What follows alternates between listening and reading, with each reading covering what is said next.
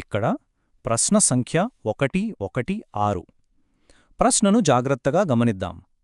ఉదయగిరి కోట పట్టుకున్న తరువాత కృష్ణదేవరాయలు తమతో తీసుకువెళ్లిన విగ్రహం కింద 4 ఆప్షన్లు ఉన్నాయి. ఆప్షన్ 1 శ్రీరామచంద్రుడు, ఆప్షన్ 2 ఉగ్రనరసింహుడు, ఆప్షన్ 3 విరూపాక్షుడు, ఆప్షన్ 4 బాలకృష్ణుడు. ఇప్పుడు కొంచెం ఆలోచించండి. శ్రీకృష్ణదేవరాయలు తూర్పు దండయాత్రలు చేసినప్పుడు ఉదయగిరి కోటను ఆక్రమించడమనేది ఆయన సాధించిన అతిపెద్ద విజయాల్లో ఒకటి. ఆ గెలుపుకు గుర్తుగా ఆయన ఒక దేవుని విగ్రహాన్ని రాజధానికి తీసుకువెళ్లారు. ఆ దేవుడు ఎవరో గెస్ చేయగలరా? దీనికి సరైన సమాధానం ఆప్షన్ 4 బాలకృష్ణుడు.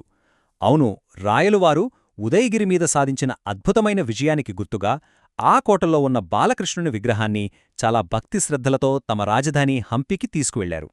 ఊరికే తీసుకెళ్లడమే కాదు, ఆ విగ్రహం కోసం హంపీలో ఏకంగా ఒక అందమైన బాలకృష్ణ దేవాలయాన్ని కూడా నిర్మించారు. సో ఇకపై మీరు బాలకృష్ణ దేవాలయం గురించి ఎక్కడ చదివినా మీకు వెంటనే ఉదయగిరి విజయం గుర్తుకు రావాలన్నమాట. ప్రశ్న సంఖ్య 117. కృష్ణదేవరాయలకు ముందు విజయనగర రాజు.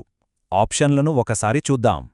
1 వరహా నాయకుడు, 2 వీర నరసింహ, 3 సాళువ నరసింహ మరియు 4 మల్లిఖార్జున.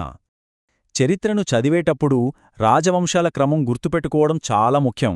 ముఖ్యంగా విజయనగర సామ్రాజ్యంలో సంగమ, సాళువ, తుళువ, అరవేటి వంశాలున్నాయి కదా. కృష్ణదేవరాయలు ఏ వంశానికి చెందినవారో, ఆయనకన్నా ముందు ఆ సింహాసనం మీద ఎవరు కూర్చున్నారో ఒక్కసారి మనసులో ఆ ఆర్డర్ని గుర్తుచేసుకోండి. ఎగ్జాక్ట్లీ, సరైన సమాధానం ఆప్షన్ 2 వీరనరసింహ. ఇక్కడ తుళువ వంశ రాజుల టైంలైన్ను చూస్తే మీకు క్లియర్గా అర్థమవుతుంది. తుళువ వంశాన్ని స్థాపించిన నరసనాయకునికి 2 కుమారులు. పెద్ద కుమారుడు వీరనరసింహ, చిన్న కుమారుడు మన కృష్ణదేవరాయలు. అంటే వీరనరసింహ స్వయాన రాయలవారికి సవతి సోదరుడు, అన్నయ్య అనమాట. ఆయన మరణించిన తర్వాతే కృష్ణదేవరాయలు రాజ్యానికొచ్చారు. ఇక మిగిలిన ఆప్షన్స్ చూస్తే సాళువ నరసింహ సాళువ వంశానికి చెందినవారు, మల్లికార్జున సంగమ వంశానికి చెందినవారు. కాబట్టి ఆ 2 ఇక్కడ రాంగ్ ఆప్షన్స్. ప్రశ్న సంఖ్య 118.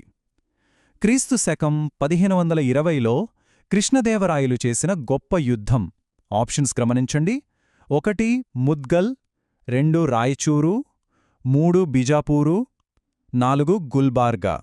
మనకు ఎగ్జామ్స్లో ఈ 1520 అనే సంవత్సరం చాలాసార్లు రిపీట్ అవుతూ ఉంటుంది. ఎందుకంటే విజయనగర రాజులకి బహమనీ సుల్తానులకి మధ్య కొన్ని వందల ఏళ్లపాటు ఒక పర్టికులర్ ప్రాంతం కోసం ఎప్పుడూ యుద్ధాలు జరుగుతూనే ఉండేవి. ఆ ప్రాంతమేంటో ఐడియా ఉందా? కరెక్ట్, అదే రాయచూరు. కాబట్టి ఆప్షన్ 2 సరైన సమాధానం.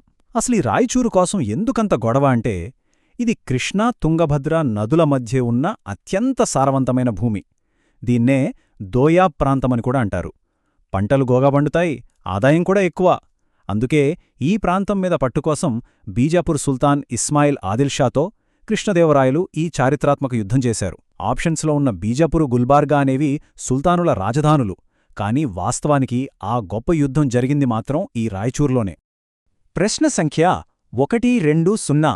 పెనుగొండ విరూపಣ್ణ వీరభద్రేశ్వర స్వామి దేవాలయమును నిర్మించిన ప్రదేశం.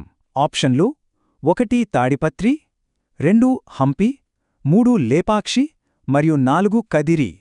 పోటీ పరీక్షల్లో దేవాలయాలు అవి ఎక్కడున్నాయి అని మ్యాచ్ చేసే ప్రశ్నలు చాలా కామన్గా వస్తుంటాయి.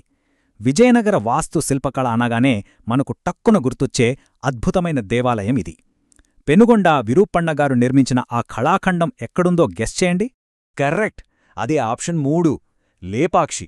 పెనుగొండ విరూపಣ್ಣగారు లేపాక్షిలో ఈ అద్భుతమైన వీరభద్రేశ్వర స్వామి ఆలయాన్ని నిర్మించారు. ఆ వేలాడే స్తంభం, ఆ పెద్ద నంది విగ్రహం అంత విజయనగర శైలికి అద్దం పడతాయి. సరే, కేవలం జవాబు తెలుసుకుంటే సరిపోదు కదా. మిగిలిన ఆప్షన్స్లో ఏ గుడులున్నాయో కూడా చూసేద్దాం. హంపి అనగానే మనకు విరూపాక్ష ఆలయం గుర్తుకురావాలి. అలాగే తాడిపత్రిలో ఎంతో అందమైన చింతల వెంకటరమణ స్వామి ఆలయం ఉంది. ఇక కదిరిలో ప్రఖ్యాతిగాంచిన లక్ష్మీనరసింహస్వామి ఆలయం ఉంది. చూశారా, ఒకే ఒక్క ప్రశ్నతో మనం 4 ముఖ్యమైన టెంపుల్స్ గురించి రివిజన్ చేసుకున్నాం.